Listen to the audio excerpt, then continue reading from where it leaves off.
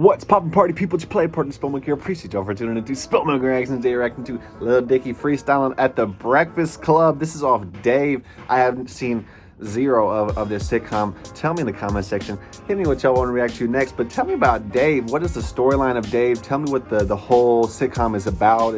All I heard was Sway talking about, it's loosely based on your life, and that was before it even came out and stuff like that. I want to see the progression of Lil Dicky's narrative and how he crafted it from music into this kind of the sitcom, the show, but he's still bringing it. He obviously is a rapper on the show. He's on the Breakfast Club area, you know what I mean? I want to see how he got this little Charlemagne feature, freaked it, because this is the dream of most rappers, just getting on the Breakfast Club. Me and Queso had a couple of little nights where we just like, man, we're gonna be on the club, and we're gonna have the back-to-back suits, in the you white told our producer that you have a song that you want to. But hold on, appreciate all y'all for being here. Get a thumbs up. This, I don't know if you haven't already, for both me and Queso Big Dipper. You have the Patreon with the podcast, the exclusive album reviews, the exclusive classic song reviews, the exclusive block content, 2 hour TV. It's all there. Appreciate all y'all. You told our producer that you have a song that you want to premiere right here on the Breakfast Club. Come on, Lil Dave. Yeah, you got Lil ox Dicky now. So yeah, I've got this. It's my life's work. It's the best I'm thing already I've bopping ever. my shit. This is already gonna be fire. I already know how you don't know. I'm just gonna. He a little comedian. I know. Well, if I'm being honest with you, I have had conversations recently with my team about whether or not it's ready for public consumption, and it's actually not finished yet. Now that I think about it, how about I just rap for you instead? You knew you was coming to the Breakfast Club. So let me rap. You really ready to rap live in front of 8 million listeners tuned in? I don't know. I think it is 8 million potential new fans, and sometimes you have no choice, and it just is what it is. So here we go. 8 million people that's about to think that you're whack. Or not. The way Lil Dicky is so confident, at the same time so unsure and insecure of himself. I love the dichotomy. I love how that's kind of his image and his persona he gives off, is just, I'm the corny guy in rap because I'm anti-rap that made the rap that's really actually anti-black, that's not really rap, that's somehow rap again. It's like I don't know what Lil Dicky was going for, but I like how he brings this energy to every single freestyle he's done. He did it to Sway, how he just is sitting there slumped in the chair, and then he'll just turn up on him real quick. Let me see some bars real quick. L's made the beat. Who the hell is L? Y'all probably didn't know what this was. Y'all probably about to hop on this bus. If you know somebody that'll call my bluff and line them all up, they will all need hugs. Okay. Condolences. In my own lane like bowling pins. I'm so dumb I don't even know where Poland is. Suburban kid, I got it at the roller rink. My girl just left. I should not have said that, but I guess I was due for a setback. I'm still... Because he plays into everything that he really shouldn't, but is actually true to what you should be doing if you were Lil Dicky as a rapper. Yeah, my girl just left me. Fuck that bitch. Met her at the roller rink. Had some Slurpees and shit. But I love how that's his whole character. That's his whole. It's the irony, but the parody, that it's the mirror image that really is the complete, like. It's not a parallel. It actually is a flip of what actual rappers do. But he gets it off with the flow, the cadence, the delivery. To, if you were just listening to 8 million people just listening on the radio, and he just got somebody spitting on it gets lost. But when you hear Lil Dicky and where he comes from, who he is, it's like, oh, this guy is actually trying to say something with the first person storytelling, the heartbreak that he gets into, the family things he gets into, the Russ Westbrook on farms. Check out my channel, I've reacted to all of it. But the professional rappers, the Sway freestyles, the Tim Westbrook freestyles, check it out. I don't. The roller rink, my girl just left. I should not have said that, but I guess I was due for a setback. I'm still dripping with the sauce to the wet nap. Okay. My dick sucks so bad. Y'all don't even want to know the details. You don't want to know about the surgeries. I don't. I kept it all inside till now. Okay. Fuck it, I'll tell everybody. 2 holes on my shaft. Hypospadias, look it up. I Okay. love when my fans are black. I'm a little tone deaf, yeah, what of it? Yeah, I had my homie Momo had some hypospadias. Yeah. What, bro? Say? Look it up. I love when my fans are black. I'm a little tone deaf, yeah, what of it? You See, okay. So he's playing into how the stereotype of Lil Dicky on the Breakfast Club got his partner in the back doing the G Herb or what else? Panera or something. But he's playing into, yeah, I know that all y'all just think that white rappers are here to cloud chase and culture vulture until, you know, we have enough black friends that we get bitches, and, you know, that I get that. What was the second thing you said? Look it up. I love when my He's tone deaf. People saying how, because he can't craft a hook, all his real hooks are features on his parody songs. His parody songs, he'll throw a little T-Pain auto-tunes on his shit and get some notes off, but it doesn't really come off quite like he's trying to craft a real song. It's just Lil Dicky doing a "Let Me Freak," you know, say check out okay, so Big Dipper's channel for that. I also did the exclusive Patreon classic song for this month was Lil Dicky's first parody song that really popped off was that Ex-Boyfriend, but how he'll sing in these songs, and I don't want he'll have his melody. He plays off either a melody or a flow. You know, most rappers either kind of go and balance in between, especially if like it's not the lyrics that's pulling them through, and they'll kind of pull from a cadence. They'll pull from a certain like a triplet flow, a chopper flow. You know what I mean? That's the skill they're bringing off if they do sacrifice lyrics in the whole in the composition of the song or the freestyle and stuff like that. But the way Lil Dicky does, he'll bring in the storytelling. He'll bring in the what else? Panera or something. You know, he brings the animation to it. He brings life to the insecurity he had at first. He even I should have not even brought that up. My bitch fucking hates my shit. I'm a put some anthrax in her mail and shit. And it's like he just so in his own head and insecure of the loops he's going through with. You know, I'm not sure if that's even what the episodes of Dave are about, kind of him and his relationships and stuff like that. But it's like Angela Lee sitting over here at some.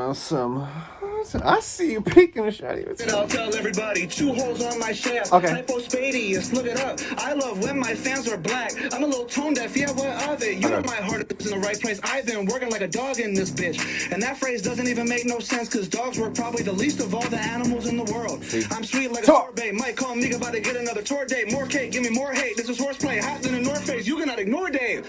I know I'm privileged. Yeah, let's not even go there. Out here fucking it up. How he has the risk taking to go on a ledge knowing he about to full 180, and because that is the stereotype that he actually is supposed to be playing into, because everyone is already thinking that. If Lil Dicky himself can play off the stereotype and go 180, knowing he already is like being laughed at, being the butt of the joke, being the embodiment of the white rapper character, insecure about if I should talk about are white people guessing hip hop or not. This is the perfect epitome of what the sitcom of Dave would be. It's like, God damn, did you beat me to it? Because like, no, my sitcom is way more fire than this. It's gonna be hitting the Patreon, and, you know, I'll let y'all know, but my sitcom is gonna be something else.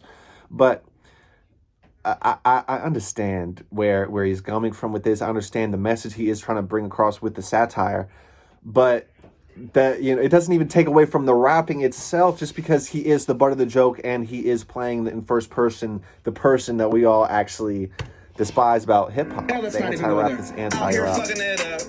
But I'm still fucking it up. Wait, little body. Because then he'll change up the flow to, oh, this is what y'all want, huh? This is what y'all want, huh? You know what I mean? It's like right after he's spit, and then Angelique's talking about, oh no, he got bars. I know what was behind that. Shmoney.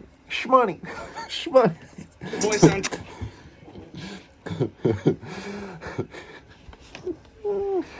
Hey, I know, shmoney. Malicious think I'm Santa. Hold on.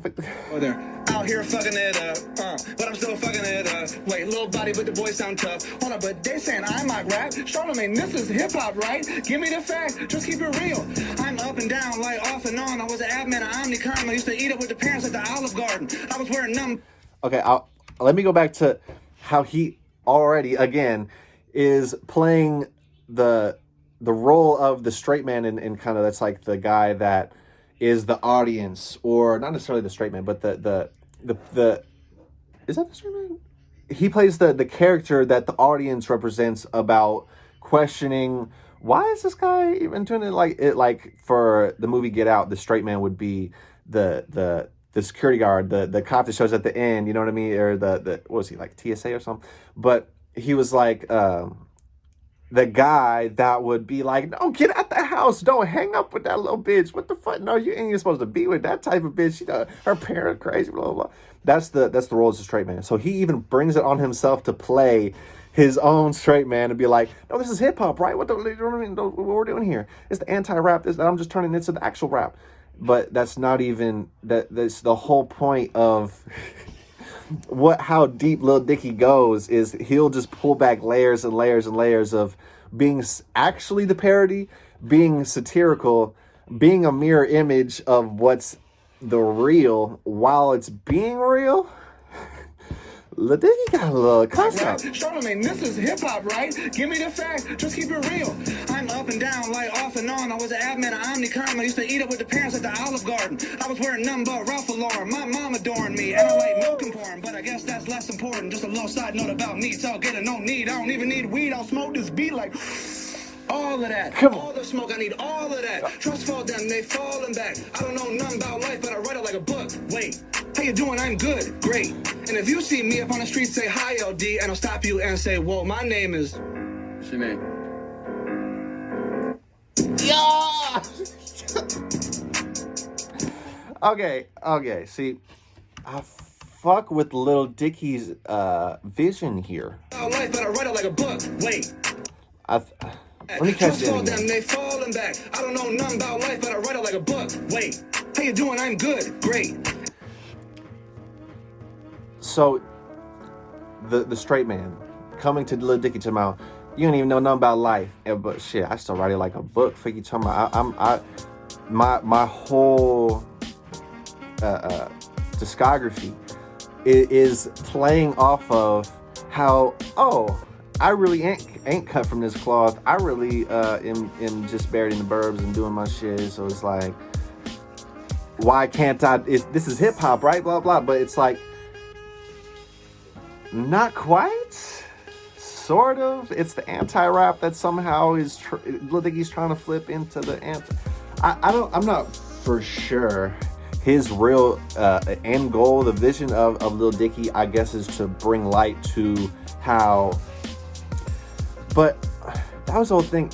I just watched Screwface John, Queso Big Brothers on Anthony Fantano. How it was like Eminem was already the shock of, was like, oh my god, white people rap low. It's like, that's old, you know. That's, you can't bring that gimmick back and try to play that off of your whole your image as a rapper.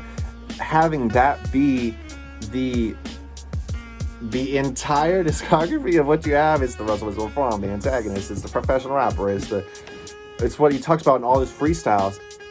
That was the whole point of what I wanted to, when me and Quesos first started and he put me on to Make Believe. My whole point was, I want him to make a serious record. I want to hear something from Lil Dicky that isn't supposed to be a satirical parallel positive remix on the anti-rap. You're speaking to an audience that's heard it before, Lil Dicky, so you can keep playing into that field, you can keep playing it into that in that court. But when the ball's in your court, okay, show the people what it is, show the people what else you can do. We know you can flip cadences in mid stanza, we know you can turn flows up and hit a couple of bops, just because you know your delivery is you know, you still have some rack acumen that is to be championed. use it to your advantage instead of being the stereotype and caricature of yourself. But the image. I'm gonna start watching Dave. Tell me what Dave is about in the comment section. Tell me what y'all's favorite Lil Dicky song is that y'all want me to react to next, and that really puts y'all on to Lil Dick. You know, so you know, and tell me how this makes you feel. How my concepts about how he is just the parallel and the mirror perspective, but stereotype of himself that he isn't playing into, but is always playing into, but refuses to let go because that's his gimmick. But then it's like, oh, it's not his gimmick. That was so he would call out people talking about, I ain't no Weird Al. You know what I mean? This ain't a gimmick. This is just my point of view and my storytelling from where I'm from. Why, you know, just because I'm a humorous guy, just because I actually am wanting to be a comedian, a director, writer, blah. That's why I talk about it in my music. It's like you can't put that second to the music. Your message has to be, you know, underlying, and you know, it's called subtext. It's called, you know, even how so many songs in themselves have kind of meanings that you kind of. They'll have a slapping melody, a slapping little The Weeknd on the hook and stuff like that. And it's like, oh no, that was about childhood trauma and blah, blah. It's like you realize when you actually go back and deep dive into the lyrics. That's what makes, you know, people that put the truth in the craft and the breadcrumbs in the craft. It's like when you come back to it, when your perspective is fully, you know, perpetual to your moniker, perpetuating to your moniker. You know what I mean? It's gonna be that much better in the end, Lil Dicky, because that's what the people look for. But the music itself is what we came for, is the bop, the record, and stuff like that you obviously know how to do. So you have to incorporate all of it into it instead of just having your music be a joke, literally, even though it might be good sometimes. It's one love.